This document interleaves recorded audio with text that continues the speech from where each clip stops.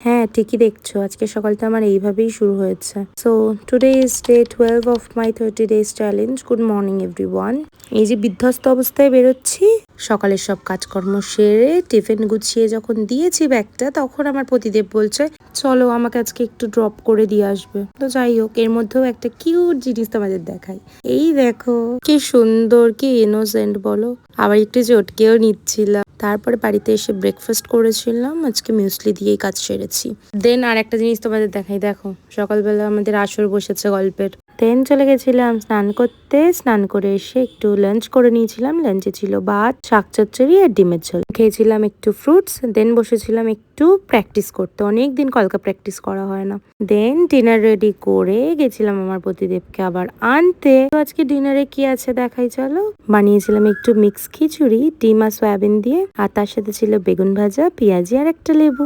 তো আজকে এইটুকুই। ফলো করে দিও। বাই।